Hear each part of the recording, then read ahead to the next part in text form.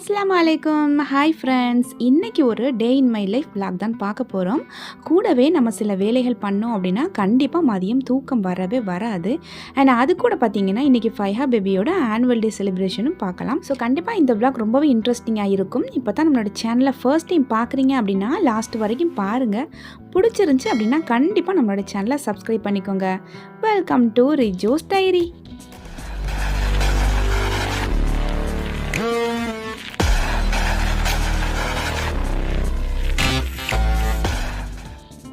இந்த vlog பார்த்திங்கன்னா மார்னிங்லேருந்து start ஆகுது.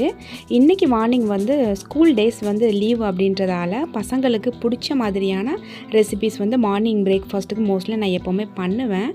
என்னோடய பையன் வந்து ஃபீர்னி கேட்டுகிட்டே இருந்தான். ஸோ ஓகே, இன்றைக்கி நம்ம பிரேக்ஃபாஸ்ட்டாகவே பண்ணிடலாம் அப்படின்னு சொல்லிட்டு இது வந்துட்டு 1 லிட்டர் பால் வந்து நல்லா கொதிச்சதுக்கப்புறமா ஒரு 1/2 டம்ளர் அளவு தனியாக நான் எடுத்து வச்சுருக்கேன். இது கூட வந்துட்டு நம்ம ஹார்லிக்ஸ் மிக்ஸ் பண்ணணும். நான் ஹார்லிக்ஸ்லாம் வீட்டில் வாங்குறது கிடையாது. ஸோ இந்த ஃபீர்னிக்காவே ஒரு சின்ன பேக்கெட் வாங்கியிருந்தேன். இது கூட ஒரே ஒரு பேக்கெட்டு ஹார்லிக்ஸ் சேர்த்துட்டு நம்ம எடுத்து வச்சுருந்த பாலை நல்லா மிக்ஸ் பண்ணிடலாம். இது நம்ம எதுக்கு மிக்ஸ் பண்ணுறோம் அப்படின்னா, இதை நம்ம சேர்க்கும்போது நல்ல ஒரு ஸ்மெல், அதாவது நல்ல வாசனையாகவும் இருக்கும். டேஸ்ட்டை வந்து நல்லா கொஞ்சம் இன்க்ரீஸ் பண்ணி காட்டும், அதுக்காகத்தான். ஸோ இது கூட நான் சேர்த்து நல்லா மிக்ஸ் பண்ணிக்கிறேன். கூடவே 1 டம்ளர் அளவு நான் வந்து சர்க்கரை சேர்த்துக்கிறேன். ஸோ இது நல்லா மிக்ஸ் பண்ணி விட்டுக்கலாம். ஆல்ரெடி பால் வந்து நல்லா காய்ச்சினதுக்கப்புறமா கொஞ்சம் சிம்லே போட்டிருக்கணும். கொஞ்சம் நல்லா அது வற்றி வந்ததுக்கப்புறமா தான் இந்த ப்ராசஸ் பண்ணணும். அப்போ தான் நல்லா டேஸ்ட் வந்து இன்னும் கூடுதலாக கிடைக்கும் நமக்கு. அதுக்கப்புறமா கண்டன்ஸ் மில்க் சேர்க்குறேன். இதை நான் வாங்கின உடனே ஃப்ரிட்ஜில் வச்சுட்டேன். அதனால் கொஞ்சம் நல்லா திக்காகிடுச்சு. ஸோ அதை எடுக்கிறதுக்கு கொஞ்சம் கஷ்டமாக தான் இருந்துச்சு. ஏன்னா பசங்களுக்கு தெரிஞ்சிச்சு அப்படின்னா காலி பண்ணிடுவாங்கன்ட்டு இதை நான் ஒளிச்சு வச்சுருந்தேன் ஃப்ரிட்ஜில். ஸோ அதனால தான் நான் இதையும் சேர்த்துட்டு நல்லா நான் வந்து மிக்ஸ் பண்ணிக்கிறேன். அதுக்கப்புறமா இந்த இனிப்பை வந்து கொஞ்சம் கூடுதலாக காட்டணும் அப்படின்றதுக்காக கொஞ்சமாக உப்புக்கள் சேர்த்து மிக்ஸ் பண்ணி விட்டுக்கிறேன். சில பேர் வந்து உப்புக்கள் சேர்த்தா பால் தெரிஞ்சிடாதா அப்படின்னு கேட்பீங்க. கண்டிப்பாக தெரியாது பால். அதுக்கப்புறமா ஃபைனலாக எல்லாம் சேர்த்து மிக்ஸ் பண்ணதுக்கப்புறம் ஒரு 1/2 டம்ளர் அளவு ரவை சேர்த்துக்கிறேன். இந்த ரவை வந்து ரொம்ப கம்மியாக தான் சேர்க்கணும். அதாவது இந்த பாலில் வந்துட்டு ரவையை நம்ம தேடி எடுக்கிற மாதிரி தான் இருக்கணும். அதிகமாக ஆயிடுச்சு அப்படின்னா அதோட டேஸ்ட் வேறு மாதிரி போயிடும். ஸோ இதை நல்லா மிக்ஸ் பண்ணிவிட்டு நல்லா நான் வந்து ஸ்டவ்வை ஆஃப் பண்ணி வச்சுட்டேன்.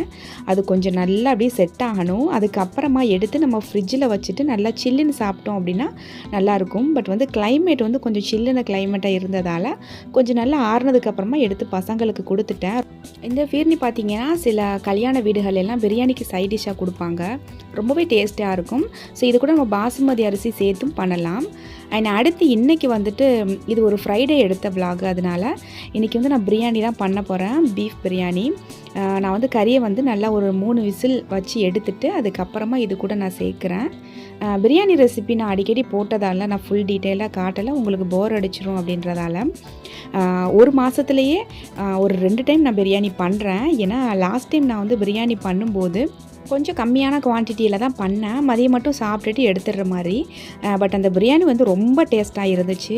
ஆக்சுவலி அது ரொம்ப டேஸ்ட்டாக ஆகிறதுக்கு காரணம் வந்து ஒரு சீக்ரெட்டான மசாலா எதுவுமே கிடையாது. ஒன்றே ஒன்று தான்.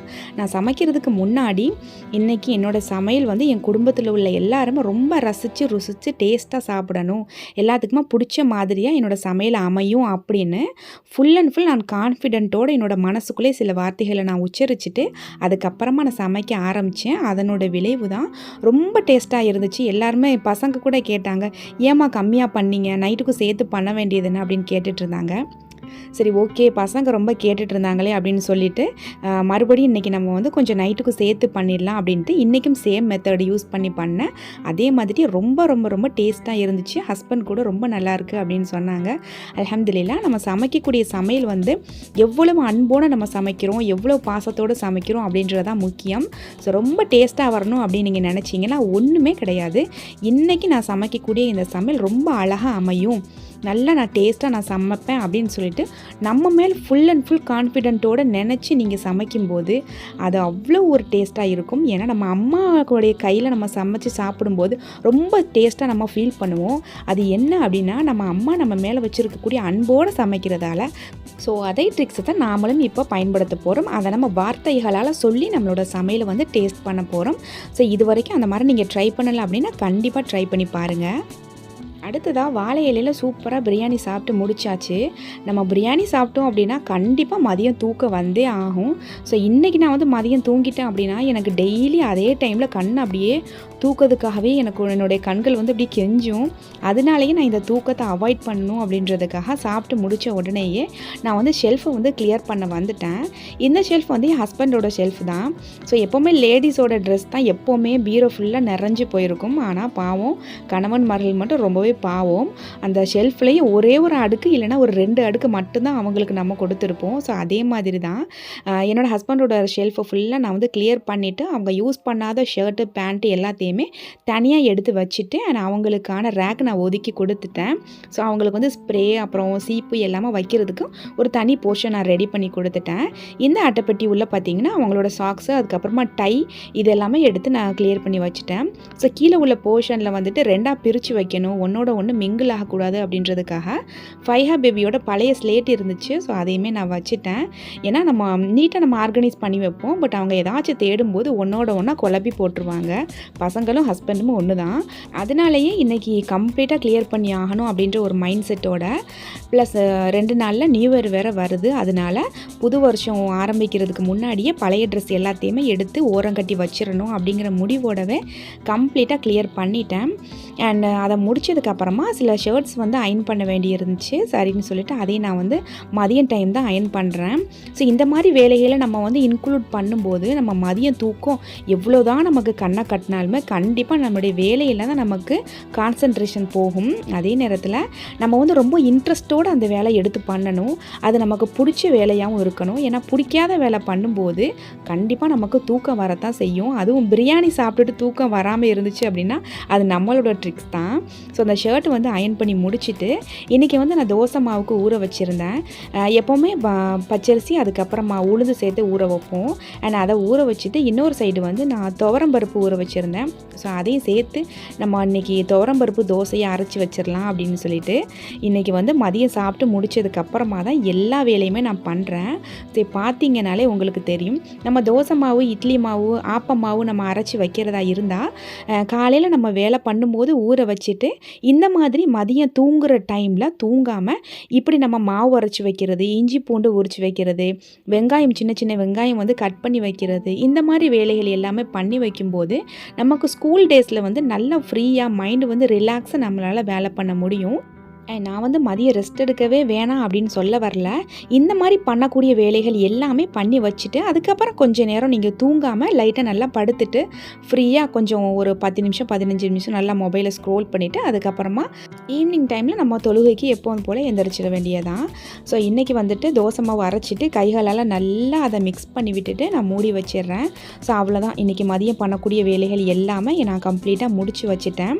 ஸோ இந்த மாதிரி மிக்ஸியில் ஏதாச்சும் நம்ம அரைச்சோம் அப்படின்னா அது நீட்டாகவே இருந்தாலுமே லைட்டாக ஒரு சின்ன ஸ்பாஞ்ச் எடுத்துகிட்டு நல்லா மேலே தொடச்சி விட்டுட்டு கையோடு அதை க்ளீன் பண்ணி அதை இருக்க வேண்டிய இடத்துல அதை கவர் போட்டு நல்லா மூடி வச்சிட்டோம் அப்படின்னா பாதி வேலை நமக்கு குறைஞ்சிரும். ஏன்னா எல்லா வேலையும் பண்ணிவிட்டு இதை ஒரு தனி செக்ஷனாக எடுத்து பண்ண வேண்டிய அவசியமே இல்லை. ஸோ இந்த வேலை முடிச்சுட்டு அசர் டைமில் கரெக்டாக ஃபைஹா பேபி வந்து ஸ்கூல் விட்டு வந்துட்டாங்க. இன்றைக்கி வந்து பசங்களுக்கு ஸ்கூல் லீவ் தான், ஆனால் ஃபைஹா பேபிக்கு மட்டும் ஸ்கூலு. ஏன்னா நாளைக்கு வந்து ஆனுவல் டே இருக்குது ஃபைஹா பேபிக்கு. ஃபர்ஸ்ட் டைம் வந்து டான்ஸுக்கு சேர்ந்துருக்காங்க. ஸோ அதனால் ரிஹர்சலுக்காக இன்றைக்கி ஸ்கூல் வந்து வச்சுருந்தாங்க. ஸோ இன்றைக்கி ஸ்கூல் விட்டு வரும்போதே அவங்களுக்கு டான்ஸுக்கு தேவையான ட்ரெஸ் வந்து கொடுத்து விட்டுருந்தாங்க. ஹேண்ட் வந்து ஸ்டிச் பண்ணணும் அப்படின்னு சொல்லிட்டு அதில் ஹேண்ட் கொடுத்துருந்தாங்க. அது ஒரு சின்ன ஒரு வலை மாதிரி தான் இருந்துச்சு. சரி அதே கையோடு நம்ம வந்து ஸ்டிச் பண்ணிடலாம் அப்படின்ட்டு நான் ஸ்டிச் பண்ணிகிட்ருக்கேன். இன்றைக்கி வந்துட்டு எனக்கு லைஃப் கோச்சிங் இருக்குது. லைஃப் கோச்சிங் முடிச்சுட்டு அதுக்கப்புறமா சில ஒர்க்கும் இருக்குது. நிறைய பேர் வந்து லைஃப் கோச்சிங்னா என்ன, அதுக்காக தனியாக செப்பரேட்டாக நீங்கள் ஒரு வீடியோ போடுங்க அப்படின்னு சொல்லியிருந்தீங்க. ஸோ அதை எப்படி தனியாக வீடியோ போடுறதுன்னு எனக்கு ஒன்றும் புரியலை. நான் அப்பப்போ என்னோடய வ்ளாக்ஸில் வந்து சொல்கிறேன், நீங்கள் கேட்டுக்கோங்க. அண்ட் ஸ்டிச் பண்ணி முடித்ததுக்கப்புறம் நாங்கள் லைஃப் கோச்சிங் முடிச்சுட்டு வந்துட்டோம். பரம்பு மேடம் பார்த்திங்கன்னா மானாமதுரையில் இருந்து லைஃப் கோச்சிங்காகவே வர்றாங்க. ஸோ அங்கே இருந்து பனைக்குளத்துக்கு வர்றாங்க அப்படின்னா உண்மையிலேயே பாராட்ட வேண்டிய விஷயம். ஏன்னா நமக்கு தேவை நம்மளுடைய வாழ்க்கையோடைய முன்னேற்றத்திற்காக ஒரு விஷயம் கற்றுக்க போகிறோம் அப்படிங்கிற ஒரு மோட்டிவேட்டோடு நம்ம எந்த விஷயம் பண்ணும்போதுமே நமக்கு ஒரு சக்ஸஸ் தான் கிடைக்கும். ஸோ அவங்க கொஞ்ச நேரம் உட்காந்துருக்கும் போது அவங்கள பாடாக படுத்தி எடுத்துட்டாங்க. ஃபைஹா பேபி லிப்ஸ்டிக் போடுறேன், மேக்கப் பண்ணுறேன் அப்படின்னு சொல்லிட்டு ரொம்ப அலப்பறை பண்ணி எடுத்துட்டா. அண்ட் லைஃப் கோச்சிங் அப்படின்றது எண்ணம் போல் வாழ்க்கை அப்படின்னு சொல்லுவோம். நம்மளுடைய எண்ணங்களை எந்த மாதிரிலாம் மாற்றலாம், எப்படி நம்ம பாசிட்டிவான வழியில் நம்மளுடைய எண்ணங்களை மாற்றி நம்மளுடைய வாழ்க்கையை வந்து சந்தோஷமாக மகிழ்ச்சியாக அமைச்சிக்கலாம் அப்படின்றத ஒரு கிளாஸாக நான் வந்து எடுத்துகிட்டு வர்றேன். இதுதான் லைஃப் கோச்சிங் அப்படின்றது. ஸோ அதை முடிச்சதுக்கப்புறம் நான் ஒர்க்கு போயிட்டு நைட்டு ஒரு 9:30 ஆயிடுச்சு வீட்டுக்கு வரும்போது. ஆக்சுவலாக இன்றைக்கி நான் வந்து ஃபைஹா பேபிக்கு இன்ஸ்டன்ட் மெஹந்தி ரெடி பண்ணி விடணும் அப்படின்னு தான் நினச்சிட்டு இருந்தேன். வெல்லம் அது குங்குமம் எல்லாம் சேர்த்து மிக்ஸ் பண்ணிவிட்டு. ஆனால் இன்றைக்கி ஃபுல் டே நான் பிஸி தான், அதனால் அது பண்ண முடியலை. ஆக்சுவலாக இந்த மெஹந்தி கூட நான் இதுக்குன்னு வாங்கலை, ஏற்கனவே விட்டுட்டு கொஞ்சமாக இருந்துச்சு அந்த மெஹந்தி. அதனால் அதுக்கு ஹோல் வந்து கொஞ்சம் நல்லா பெரிய ஹோலாக விட்டுட்டு நான் மருதாணி வச்சா எந்த மாதிரி இருக்குமோ அதே மாதிரி டிசைனில் சும்மா சிம்பிளாக வச்சு விட்டேன். ஏன்னா கொஞ்சம் சீக்கிரமாகவே மெஹந்தி விட்டோம் அப்படின்னா நல்லா டிசைனாக விடலாம். ஆல்ரெடி டைமே கொஞ்சம் 10 மணி ஆகிடுச்சு. ஃபைஹா பேபி வேறு தூக்க வருதுன்னு சொல்லிகிட்டே இருந்தா. இது வந்து இன்ஸ்டன்ட் மெஹந்தி அப்படின்றதால விட்ட உடனே கையை வந்து வாஷ் பண்ணிடணும் அப்படின்னு சொல்லிட்டு வாஷ் பண்ணிவிட்டு தான் நைட்டு பிள்ளையை வந்து தூங்க வச்சேன். இது வந்து நெக்ஸ்ட் டே மார்னிங் ஃபைஹா பேபியை சீக்கிரமாக குளிக்க வச்சுட்டு கொஞ்சம் முடி வந்து கனத்த முடியாக இருக்கிறதுனால சீக்கிரமாக தலை காயாது. அதுக்காக ஹேர் ட்ரையர் நான் வந்து யூஸ் பண்ணுவேன். மோஸ்ட்லி இது நான் யூஸ் பண்ண மாட்டேன், யூஸ் பண்ணால் ஹேர் லாஸ் ஆகும் அப்படின்னு சொல்லிட்டு. பட் இந்த மாதிரி கொஞ்சம் அர்ஜென்ட்டான டைமில் யூஸ் பண்ணிக்கிறது. ஸோ ஒரு வழியாக ஃபைஹா பேபியை ஸ்கூல் யூனிஃபார்ம் போட்டு ரெடி பண்ணியாச்சு. ஏன்னா போயிட்டு ஸ்கூலில் ஈவினிங் அங்கேயே மேம் வந்து ட்ரெஸ் மாற்றி எல்லாம் ரெடி பண்ணி விட்டுருவாங்க. அண்ட் இன்றைக்கி வந்துட்டு பிரேக்ஃபாஸ்ட்டுக்கு மொத்தமாக எல்லாருக்குமே முட்டை சேமியா தான் பண்ணேன். ஏன்னா பசங்களுக்கு இன்றைக்கி ஸ்கூல் லீவு, ஃபைஹா பேபிக்கு மட்டும்தான் அப்படின்னு சொல்லிட்டு சேமியா பண்ணிவிட்டு அவங்களுக்கு கொஞ்சமாக சுகர் சேர்த்து வச்சு விட்டு அவங்களுக்கு பிடிக்கும், சாப்பிட்ருவாங்க. ஸோ அவங்கள ஸ்கூலுக்கு அனுப்பிட்டு அதுக்கப்புறமா தான் நான் வந்து வீட்டில் இன்றைக்கி சமைச்சேன். ஆக்சுவலி இன்றைக்கி வந்து ரொம்ப சிம்பிளாக தான் சமைச்சேன். அதனால் இன்றைக்கி சமையல் நான் வீடியோ எடுக்கலை. சொல்லப்போனால் இன்றைக்கி மதியம் நான் சாப்பிடவே இல்லை. ஏன்னா ஏதோ எக்ஸாம் எழுத போகிறது மாதிரி எனக்கு ரொம்ப ஒரு பதட்டமாக, ஒரு படபடப்பாக, ஒரு பயமாக இருந்துச்சு. ஏன்னா ஃபைஹா பேபி இப்போ தான் ஃபர்ஸ்ட் டைம் டான்ஸுக்கு சேர்ந்துருக்காங்க. யூகேஜிலையும் எதுலேயுமே சேரலை, ஃபஸ்ட் ஸ்டாண்டர்டில் இப்போ ஃபர்ஸ்ட் டைம் சேர்ந்துருக்கிறது எனக்கு கொஞ்சம் ஒரு பயமாக தான் இருந்துச்சு. நல்லபடியாக ஃபுல்லாக ஆடிடணும் அப்படின்னு சொல்லிட்டு ஏதோ நான் வந்து போய் டான்ஸ் ஆட போகிற மாதிரி எனக்கு ஒரு ஃபீலாக இருந்துச்சு. அல்ஹம்துலில்லாஹ் போய் நாங்கள் வந்து ஸ்கூலில் ரீச் ஆகிட்டோம். அதிகமான கூட்டமாக இருந்துச்சு. ஸோ போன உடனே பிள்ளை எங்கேன்னு தேடி கண்டுபிடிச்சி போனேன். அவ்வளோ அழகாக மாஷா அல்லாஹ் அப்படியே ஒயிட் ஏஞ்சல்ஸ் மாதிரி எல்லாருமே ரொம்ப க்யூட்டாக இருந்தாங்க. அது அப்படியே குட்டியாக இருக்கிறது எங்கள் ஃபைஹா பேபி தான், உங்களுக்கு பார்த்தாலே தெரியும்.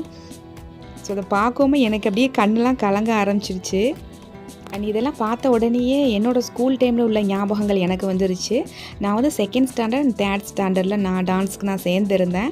ஸோ அதே மாதிரி என்னை பார்க்குறது மாதிரி இருந்துச்சு என்னோடய பொண்ணு. குழந்தைங்களுக்கு ஏதாச்சும் ஒரு விஷயங்களை நம்ம இன்க்ளூட் பண்ணணும். ஏன்னா டான்ஸுக்கு சேர்ந்தாங்க அப்படின்னா அவங்க அந்த ஒரு ஸ்டேஜ் ஃபியர் அவங்களுக்கு இருக்காது. ஒரு 4 பேர் முன்னாடி பேசும்போது ஒரு பதட்டம், படபடப்பு அது கொஞ்சம் நீங்கும் அப்படின்றதுக்காகத்தான் இப்போதைக்கு சரி ஓகே டான்ஸுக்கு சேரட்டும் அப்படின்னு சொல்லிட்டு இன்ஷா அல்லாஹ் அடுத்தடுத்த வருடங்கள் ஸ்பீச்சு இந்த மாதிரி விஷயங்களுக்கு வந்து இன்க்ளூட் பண்ணணும் அப்படின்னு சொல்லிட்டு ஒரு ஐடியாவில் இருக்கேன். அல்ஹம்துலில்லாஹ் நல்ல ஒரு கூட்டமாக இருந்துச்சு. சமூகத்தில் நல்ல மதிப்பை தரும் கல்வி, ஒழுக்கம் மற்றும் நேரத்தின் மதிப்பை நமக்கு உணர்த்தும். படிக்காமல் இருப்பதை விட பிறக்காமல் இருப்பது. அண்ட் ஃபைஹா பேபி வந்துட்டு டான்ஸுக்கு ரெடி ஆகிட்டு வந்து நிற்கிறாங்க. அந்த பட்டர்ஃப்ளை எல்லாம் பின்னாடி மாட்டிட்டு பட்டர்ஃப்ளை ஏஞ்சல்ஸ் மாதிரி சூப்பராக நிற்கிறாங்க.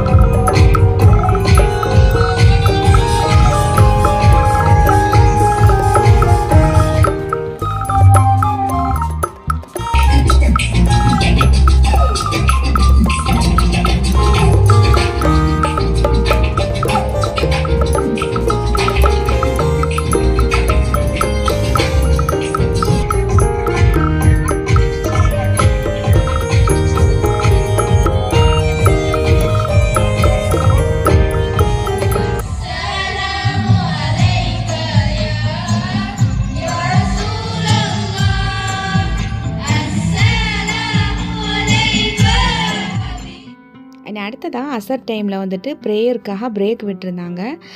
வெளியில் வந்துட்டு பர்கரு, அதுக்கப்புறம் சாண்ட்விட்சு, ஃப்ரெஞ்சு ஃப்ரைஸ் எல்லாமே இருந்துச்சு.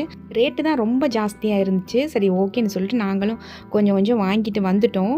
இந்த வீடியோ வந்து என்னோடய பையன்கிட்ட தான் கொடுத்து எடுக்க சொன்னேன். ஸோ அவன் எப்படியோ ரொம்ப ஷேக் பண்ணி எடுத்து வச்சுருக்கான். ஸோ கொஞ்சமாக அட்ஜஸ்ட் பண்ணிக்கோங்க. சைடில் வந்து கேக்ஸ் எல்லாமே இருந்துச்சு. My name is Senurul Amna. I am Saksa.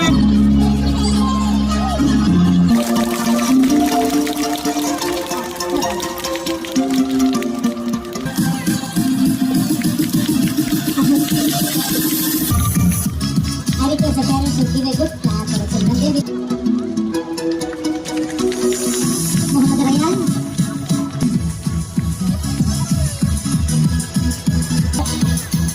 Thank you. Muhammad Rayyan.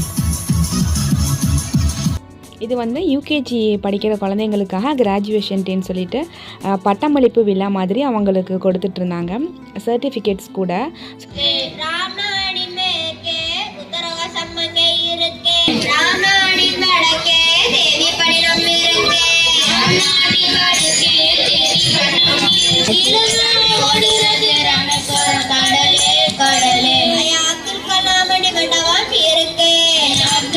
You can see they have what lot of things to you in Tamil Nadu.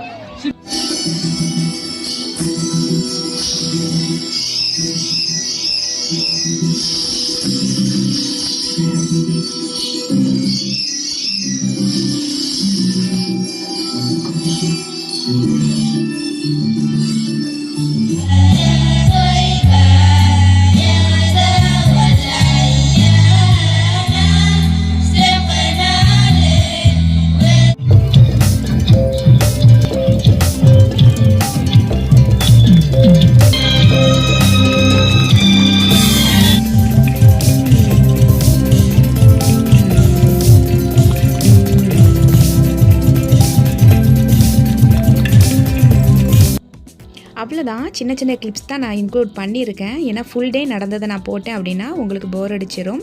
So இதோட இந்த vlog நான் முடிச்சுக்கிறேன். இந்த வீடியோ உங்களுக்கு பிடிச்சிருந்துச்சி அப்படின்னா கண்டிப்பாக லைக் பண்ணிக்கோங்க. ஸோ இன்னும் நம்மளோட சேனலை சப்ஸ்கிரைப் பண்ணாமலே பார்க்குறீங்க அப்படின்னா ப்ளீஸ் சப்ஸ்கிரைப் பண்ணிக்கோங்க. இன்ஷா அல்லாஹ் நெக்ஸ்ட் ஒரு சூப்பரான வீடியோவில் பார்க்கலாம். தேங்க்ஸ் ஃபார் வாட்சிங்.